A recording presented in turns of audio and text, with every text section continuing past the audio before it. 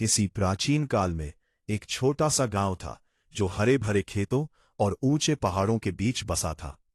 यह गांव, जिसे लोग सुधामपुर कहते थे, अपनी सादगी और शांति के लिए जाना जाता था। परंतु गांव के पास ही थी काली घाटी, एक ऐसी जगह जिसका नाम सुनते ही लोगों के चेहरों पर भय की छाया मंडराने लगती थी। कहते थे कि वहां भूतों का बसेरा है, जो हर उस इंसान को अपने जाल में फंसा लेते हैं जो उनकी जमीन पर कदम रखता है। इस गांव में रहता था अर्जुन, एक ऐसा नौजवान जिसके पास ना धन था, ना कोई बड़ा नाम, पर उसका दिमाग इतना तेज था कि वह किसी को भी अपनी बातों में उलझा सकता था।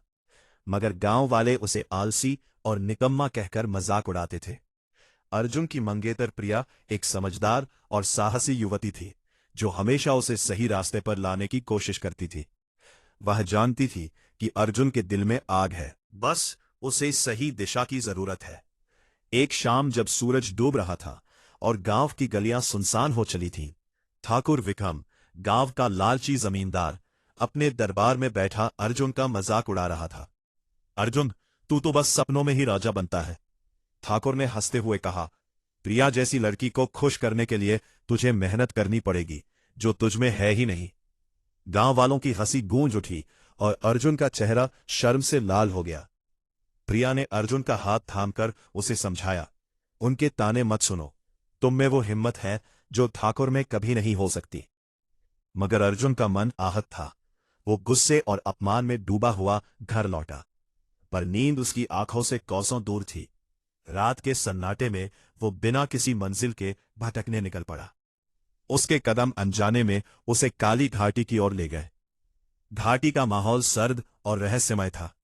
हवा में एक अजीब सी सनसनी थी, जैसे कोई अनदेखी आंखें उसे घूर रही हो। अर्जुन का दिल धड़क रहा था, पर उसका गुस्सा डर से बड़ा था।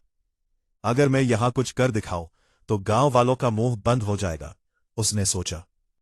बड़ी एक पुरानी कुदाल उठाई और मजाक मजाक में घाटी की जमीन पर हल जोतने लगा। तभी अचानक हवा रुक गई। एक ठंडी सिहरन अर्जुन की रीढ़ में दौड़ गई। जमीन से धुआं सा उठा और एक भयानक आवाज गूंजी, कौन है जो हमारी जमीन को छूने की हिम्मत करता है? अर्जुन के हाथ कांपने लगे, पर उसने हिम्मत जुटाई और जोर से कहा, मैं हूं अर्जुन, अगर ये जमीन तुम्हारी है तो मुझे यहां खेती करने से क्यों नहीं रोका? हवा में एक छाया उभरी, जिसके चेहरे पर क्रोध और आश्चर्य का मिश्रण था। तुम मौत को बुला रहा है नौजवान, छाया ने गरजते हुए कहा। अर्जुन ने अपने डर को दबाया और मुस्कुराते हुए बोला, मौत से डरने वाला मैं नहीं। अगर तुम्हें मेरी खेती पसंद नहीं तो सौदा करो, मैं ये जमीन छोड़ दूंगा, पर बदले में तुम्हें कुछ देना होगा। छाया ठिठक गई। उसने कभी नहीं सोचा था कि कोई इंसान इतनी हिम्मत और चालाकी से उससे बात करेगा। क्या चाहता है तू? उसने पूछा। अर्जुन की आंखों में चमक थी। उसने कहा, हर साल मेरे घर अनाज पहुंचे, इतना कि मेरे परिवार को कभी भूख न सताए। छाया ने हंसते हुए कहा, ठीक है, सौदा पक्का। याद रख, अगर तू धोखा देगा तो हम तुझे छोड़ेंगे नहीं। अर्जुन के होठों पर एक हल्की मुस्कान थी। वो जानता था कि यह सौदा उसकी जिंदगी बदलने वाला है, पर क्या वो वाकई भूतों से चालाकी कर पाएगा, या यह इसकी सबसे बड़ी भूल होगी? काली घाटी की सर्द हवाएं अब और तीखी हो चली थीं। अर्जुन का दिल धड़क रहा था, पर उसकी आंखों में एक अजीब सी चमक थी, जैसे वह किसी बड़े खेल की शुरुआत कर चुका हो। भूतों की छाया, जो अब एक धुंधली आकृति के रूप में उसके सामने खड़ी थी, ने उसे गहरी नजरों से घूरा। तूने सौदा मांगा और हमने उसे स्वीकार किया, छाया ने कहा। उसकी आवाज में एक भयानक गूंज थी। पर यह मत भूल कि काली घाटी की जमीन पर हर कदम की कीमत चुकानी पड़ती है। अर्जुन ने हल्के से सिर हिलाया, जैसे वह इस चेतावनी को मजाक में ले रहा हो। मैं कीमत चुकाने को तैयार हूं, उसने कहा, पर तुम भी अपने वादे को निभाओ। अनाज मेरे घर पहुंचे और मैं यहां से चला जाऊंगा। छाया एक पल को ठिठकी, फिर धुएं बनकर हवा में गायब हो गई। अर्जुन ने राहत की सांस ली, पर उसे एहसास था कि यह सौदा इतना आसान नहीं होगा। अगले दिन सुधामपुर गांव में हलचल मच गई।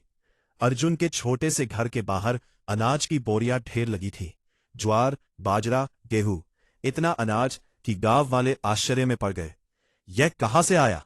एक बूढ़ी औरत ने पूछा। क्या अर्जुन ने कोई जादू सीख लिया? दूसरा गांव वाला हंसते हुए बोला। पर प्रिया की आंखों में शक था। उसने अर्जुन को एकांत में खींचकर पूछा, ये सब कहां से आया? अर्जुन, तूने क्या किया? अर्जुन ने अपनी चिरपरिचित मुस्कान के साथ जवाब दिया, बस एक सौदा किया है प्रिया। अब हमें भोग की चिंता नहीं। प्रिया का चेहरा गंभीर हो गया। किसके साथ सौदा किया? अर्जुन, काली घाटी के भूतों की कहानियां मैंने भी सुनी है। सच बता, क्या तूने वहां कदम रखा?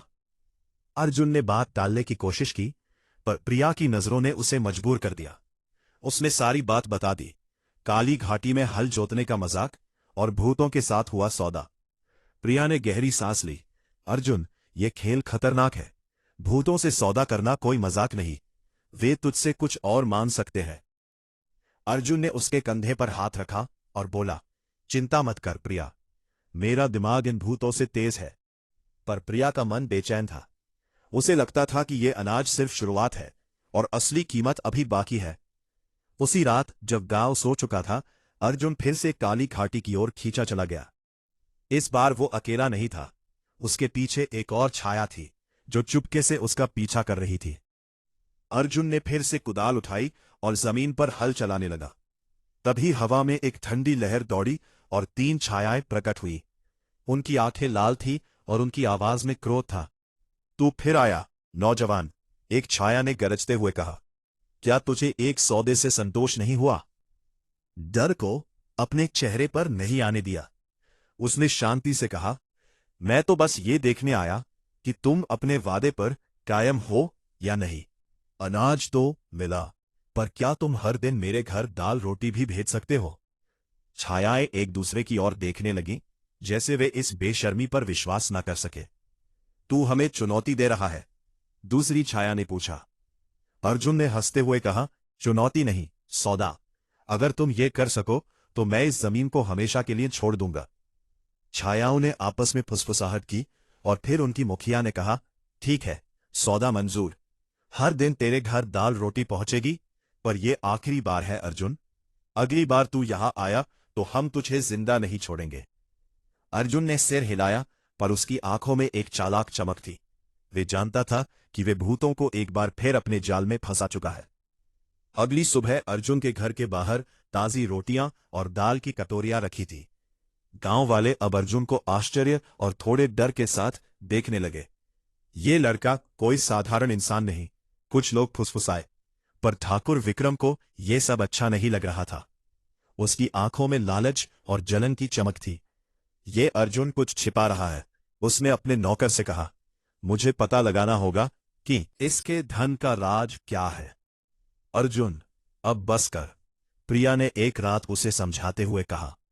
उसकी आवाज में चिंता और दृढ़ता थी। ये अनाज, ये भोजन, ये सब भूतों का सौदा है। तो उनकी शक्ति को नहीं जानता। अर्जुन ने उसकी बात को हल्के में लिया और हंसते हुए बोला, प्रिया, ये भूत मेरे सामने बच्चे हैं। मैंने उन्हें 2 बार मात दी है और तीसरी बार भी दूंगा। उसकी आंखों में वही चालाक चमक थी जो प्रिया को डराती थी। उसी रात जब चांद काली घाटी पर छाया हुआ था, अर्जुन फिर से उस रहस्यमय जगह की ओर चल पड़ा। इस बार उसका इरादा और बड़ा था। वह जानता था कि भूतों ने उसे आखिरी चेतावनी दी थी, पर उसका दिल कह रहा था कि वह एक आखिरी सौदा कर सकता है। ऐसा सौदा जो उसे हमेशा के लिए अमीर बना दे। घाटी में पहुंचते ही उसने कुदाल उठाई और जमीन पर हल चलाने लगा, जैसे वह भूतों को ललकार रहा हो। हवा में एक भयानक सन्नाटा छा गया और फिर एक गहरी गूंजती आवाज ने रात को चीर दिया। वह भूतों का सरदार था, जिसकी आंखें आग की तरह दहक रही थी। उसका काला धुंधला रूप इतना विशाल था कि अर्जुन का दिल एक पल को डगमगा गया। हमारी चेतावनी की अवहेलना की, सरदार ने गरजते हुए कहा। अब तेरी मृत्यु निश्चित है। अर्जुन ने अपने डर को दबाया और मुस्कुराते हुए कहा, मृत्यु वहां तो हर किसी का अंत है सरदार, पर मैं तुमसे आखिरी सौदा करना चाहता हूं।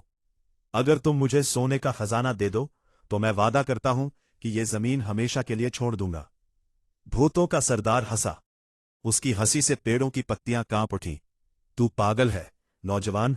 ठीक है, सौदा मंजूर। पर यह सौदा तुझे महंगा पड़ेगा।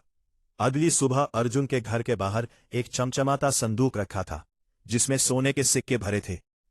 गांव वाले दंग रह गए। अर्जुन अब न सिर्फ भोजन और अनाज का मालिक था, बल्कि धन का भी स्वामी बन चुका था।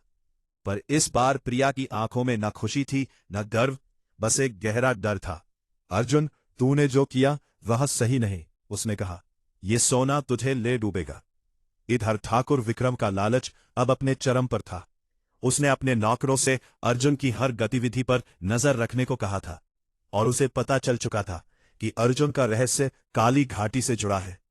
अगर वह आलसी लड़का इतना धन कमा सकता है, तो मैं तो ठाकुर हूं, उसने गर्व से कहा। उसने तय किया कि वह भी काली घाटी जाएगा और भूतों से सौदा करेगा। रात के अंधेरे में ठाकुर विक्रम अपनी तलवार और कुछ नौकरों के साथ काली घाटी पहुंचा। उसने अर्जुन की तरह जमीन पर हल चलाना शुरू किया और चिल्लाया, हे भूतों, मैं ठाकुर विक्रम हूं, मुझसे सौदा करो और मैं तुम्हें इस गांव का स्वामी बना दूंगा। पर ठाकुर में अर्जुन की चालाकी नहीं थी। हवा में वही भयानक सन्नाटा छाया और फिर भूतों का सरदार प्रकट हुआ। तू कौन है जो हमारी जमीन को छूता है? उसने पूछा। ठाकुर ने गर्व से सीना तान कर कहा, मैं इस गांव का मालिक हूं, मुझे अर्जुन से ज्यादा धन दो, वरना मैं तुम्हारी इस घाटी को जला दूंगा। सरदार की आंखें और लाल हो गईं। तू धमकी देता है, उसने कहा, और एक पल में ठाकुर के चारों ओर धुंधली छायाएं घूमने लगी। ठाकुर ने अपनी तलवार निकाली, पर वो हवा में ही लटक गई। छायाएं हंसने लगी और उनकी हंसी में एक भयानक वादा था। तूने हमसे सौदा मांगा ठाकुर, अब तुझे उसकी कीमत चुकानी होगी। उसी रात अर्जुन को एक अजीब सा सपना आया। उसने देखा कि काली घाटी में एक आग जल रही थी और उस आग में ठाकुर विक्रम फंसा हुआ था। अर्जुन की नींद उचट गई। उसे एहसास हुआ कि उसका खेल अब सिर्फ उस तक सीमित नहीं रहा। ठाकुर की मूर्खता ने पूरे गांव को खतरे में डाल दिया था। क्या अर्जुन अब भी अपनी चालाकी से भूतों को मात दे पाएगा, या ठाकुर का लालच सब कुछ बर्बाद कर देगा? मधुपुर, अरे सुधामपुर गांव में सूरज उगने से पहले ही अफरा तफरी मच गई। ठाकुर विक्रम रात को काली घाटी गया था और सुबह तक उसका कोई अता पता नहीं था। उसके नौकर जो उसके साथ गए थे डर से कांपते हुए गांव लौटे। उनकी आंखों में भय था और उनकी जुबान पर बस एक ही बात थी, काली घाटी के भूतों ने ठाकुर को अपने जाल में फंसा लिया। गांव वालों की भीड़ अर्जुन के घर के बाहर जमा हो गई। कुछ उसे दोषी ठहराते तो कुछ उससे मदद मांगते। अर्जुन, तूने यह सब शुरू किया, एक बूढ़ा गांव वाला चिल्लाया। अब तुझे ही ठाकुर को बचाना होगा। अर्जुन का मन भारी था। उसका सपना अब भी उसे सता रहा था। वो जलती आग, ठाकुर का चेहरा और भूतों की वो भयानक हंसी। प्रिया ने उसका हाथ थामा और कहा, अर्जुन, ये तेरा आखिरी मौका है। अगर तू अब घाटी गया तो शायद वहां से जिंदा ना लौटे, पर अगर तू नहीं गया तो ठाकुर की बर्बादी गांव पर भारी पड़ेगी। अर्जुन ने उसकी आंखों में देखा और उसकी बातों में सच्चाई की गहराई थी। उसने तय किया कि वो एक आखिरी बार काली घाटी जाएगा, न सिर्फ ठाकुर को बचाने बल्कि अपने सौदों का हिसाब चुकाने। रात के गहरे अंधेरे में अर्जुन काली घाटी की ओर बढ़ा। इस बार उसके साथ प्रिया भी थी, जिसने उसका साथ देने का फैसला किया। घाटी का माहौल पहले से भी ज्यादा भयावह था। हवा में एक ठंडी सिहरन थी और पेड़ों की छायाएं जीवित सी लग रही थी। अर्जुन ने कुदाल उठाई और जमीन पर एक आखिरी बार हल चलाया, जैसे वह भूतों को खुली चुनौती दे रहा हो। मैं आ गया हूं सरदार, उसने जोर से पुकारा। ठाकुर को छोड़ दो और मुझसे आखिरी सौदा करो। हवा में एक भयानक गर्जना हुई और भूतों का सरदार प्रकट हुआ। उसका रूप अब पहले से भी ज्यादा डरावना था। उसकी आंखें लाल आग की तरह जल रही थी। उसके पीछे ठाकुर विक्रम था, जो धुंधली छायाओं से बंधा हुआ था। उसका चेहरा भय और पछतावे से भरा था। तू फिर आया अर्जुन, सरदार ने कहा। उसकी आवाज में क्रोध और आश्चर्य था। तूने हमें 3 बार मात दी, पर इस बार तो नहीं बचेगा। अर्जुन ने गहरी सांस ली और कहा, मैं तुमसे डरता नहीं सरदार। मैंने तुमसे अनाज मांगा, तुमने दिया। मैंने दाल रोटी मांगी, तुमने दी। मैंने सोना मांगा, तुमने वह भी दिया। अब मैं कुछ और नहीं मांगता। सिर्फ इस गांव की शांति। ठाकुर को छोड़ दो और मैं वादा करता हूं कि कोई भी इस घाटी में कदम नहीं रखेगा। सरदार हंसा। उसकी हंसी से जमीन कांप उठी। तू चालाक है अर्जुन, पर तू भूल गया कि हर सौदे की कीमत होती है। ठाकुर ने हमसे धन मांगा और हमने उसका सारा धन छीन लिया। अब तू बता, तू क्या देगा? अर्जुन ने एक पल सोचा और फिर उसने कुछ ऐसा कहा जिसने सभी को चौंका दिया। मैं तुम्हें अपनी चालाकी देता हूं। मेरे दिमाग की ये चमक जो तुम्हें मात देती आई है, मैं उसे तुम्हारे हवाले करता हूं। बदले में इस गांव को हमेशा के लिए आजाद कर दो। प्रिया ने चौंक कर अर्जुन की ओर देखा। अर्जुन, ये क्या कह रहा है तू? उसने फुसफुसाते हुए कहा। पर अर्जुन की नजरें सरदार पर टिकी थी। सरदार एक पल को ठिठका, जैसे वह सौदे की गहराई को समझने की कोशिश कर रहा हो। फिर उसने कहा, ठीक है अर्जुन, तेरा सौदा मंजूर, पर याद रख, अगर तूने ये वादा तोड़ा तो काली घाटी का श्राप तुझे और तेरे दांव को निगल लेगा। एक पल में ठाकुर विक्रम की रस्सियां गायब हो गईं और वह जमीन पर गिर पड़ा। भूतों का सरदार और उसकी छायाएं धुएं की तरह हवा में विलीन हो गए। अर्जुन और प्रिया ने ठाकुर को सहारा देकर गांव वापस लाया। ठाकुर का गर्व टूट चुका था। उसका धन, उसकी शक्ति, सब काली घाटी में छूट गया था। गांव वालों ने अर्जुन को अब एक नई नजर से देखा। वो आलसी नौजवान जिसे वे मजाक उड़ाते थे, अब उनका नायक था। प्रिया ने अर्जुन का हाथ थामा और गर्व से मुस्कुराई। तूने न सिर्फ भूतों को हराया, बल्कि गांव को ठाकुर के लालच से भी बचाया। अर्जुन ने हल्के से सिर हिलाया, पर उसकी आंखों में एक अजीब सी उदासी थी। उसने अपनी चालाकी का सौदा कर दिया था, पर क्या वो वाकई उससे मुक्त था? समय बीता और सुधामपुर में शांति छा गई। काली घाटी अब एक दंतकथा बन गई, जिसे लोग रात के सन्नाटे में फुसफुसाते थे। अर्जुन और प्रिया ने सादगी से जीवन बिताया और गांव वालों ने उन्हें भूतों से भी चालाक कहकर याद किया। पर हर रात जब चांद काली घाटी पर चमकता, अर्जुन खामोशी से उस ओर देखता, जैसे वो जानता हो कि उसका सौदा अभी पूरी तरह चुकता नहीं हुआ था। कहानी का संदेश गांव में गूंजता रहा। असली शहंशाह वही है, प्रजा के लिए अपनी सबसे बड़ी ताकत भी दांव पर लगा दे।